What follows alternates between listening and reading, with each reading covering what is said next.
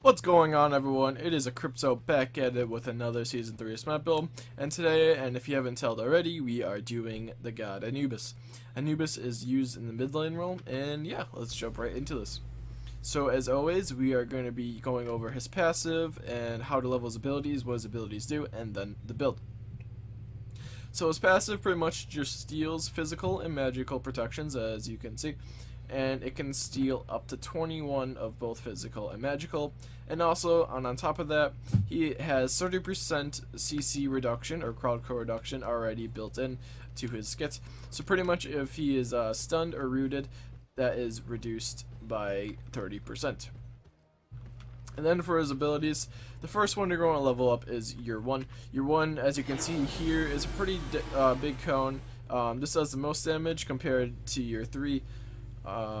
As you can see, Year 1 scales up by 10 each time, so this is the optimal ability to level up.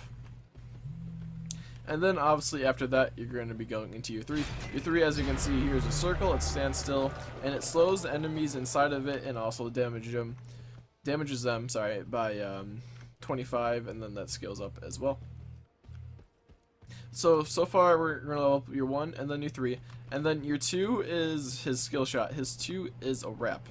So as you can see here, he shoots out a little pulse, and if you get hit by that, it actually stuns the enemy, and they're stuck there for up to 2 seconds once you fully rank out his 2.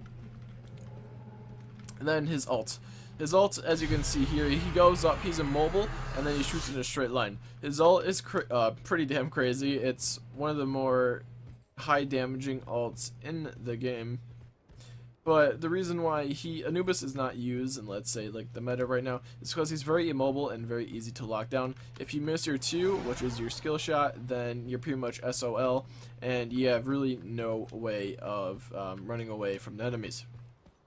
Compared to gods that, like Raijin or Agni, who have a dash and teleport. Or vice versa, Raijin has it. Anyways. So what you're going to do is going to level up your 1, and then your 3, and then your 2, and then get your ults at level 5. But at level 4, this one is kind of going to be up to you. You can go into your 1 or your 3 here. I kind of like doing my 3 just because it's ranged, and I don't think get right up to the wave. So instead of doing this to a wave and being right up to it and have a chance to get hit, I could be this far away, place down my 3, and clear the wave pretty efficiently with that. And also with Stillstone, your 3 pretty much will clear wave at rank 3. So like I said, it's up to you. You can experiment with it. I just like upgrading my 3 more. Yeah, so as you can see here, his relics are Purification and Sanctuary. But if you're facing gods such as Poseidon or Raijin, then I would recommend going into Sanctuary first. Just because this makes it so you can't get one hit KO'd by his Kraken. And also you can't get bursted down by the Raijin if, let's say, you get ganked for trying to clear out. Yeah, so let's start off the build. So, as always, on your build, you're pretty much going to want to go into Soulstone first. This is the more high damaging starter item. If you want to be a little bit more safe, then you can always go into Vampiric Shroud. So this just gives you 20 magical power, 100 health, and plus 5 MP5, which is kind of nice for laning, but Soulstone ultimately gives you more MP5 because you get plus 4 per each one basic hit, so you can get up to 20 MP5, which is mana per 5 seconds if you don't know. So your mana goes up plus 20 each time you would have that, well, an additional 20 each time, and also gives you 100 mana. So like I said, Soulstone, in my opinion, is a more ideal item. So after that, you're going to want to go into your boots here. Shoes of the Magi are going to be more optimal over Shoes of the Focus, mainly just because ANUBIS already shreds protections, so that extra pen and extra power is going to help him kill enemies quicker on top of his his protection shred. After that, there's a couple things you can do here. If you wanted to go in the Dynasty Plate Helm, this item right now is being picked up by more immobile gods. So right now, Dynasty Plate Helm is pretty much getting picked up by almost every mid laner. Pretty much, this is ideal for gods that are more immobile than others. So Dynasty Plate Helm here is better for Anubis because the extra physical protections will help you against the jungler, and also gives you a nice 45 physical or magical power and also 15 pen.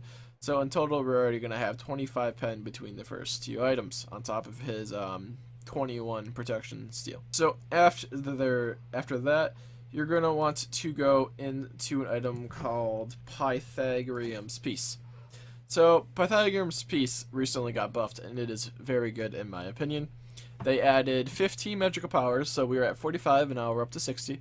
Also, they added 3% more magical lifesteal. Sorry about the idle message. So we were at 12 and now we're back up to 15, which is one of the highest. Yeah, it's the highest lifesteal you can have as of right now. And also you gain 10% cooldown reduction, which was the same. But the real buff was to its aura. So pretty much what they did was they gave plus 30 magical power, it used to be 15, to allies, and also 15% magical lifesteal to allies within 70 units. I believe that 50% was 10 before. So Pythagorean's Peace is good because it not only benefits you, it gives you CDR, magic lifesteal, and magic power, but also gives your allies extra magical power and magical lifesteal. So after Pythagorean's Peace, I would recommend going into some more pen here. So we're going to go into Spear of the Magus. The reason why I chose Spear of the Magus is because you have your 2, which can root somebody. So you can 2 and then 3 somebody, and they'll be instantly losing so much protections. Like I said, you already have the 21 from Anubis's passive. And also, you're going to be reducing their magical protection by 10 up to 30 stacks. So in total, that is 57 protections that we're going to be shedding of magical. So this will be good against gods such as like guardians and stuff like that. You're going to be able to shred them a lot easier. So after Spear of the Magus here, the next item we're going to be looking at is going to be kind of up to you. If you want to be a little bit more damagey, then I would highly recommend going into Ratsuhudi. As you can see, as of right now, with 4 items, we have 469 magical power, which isn't too bad, but that's not the greatest. Or if you want to have a little bit more lifesteal here, we can go into Bancroft's Talon.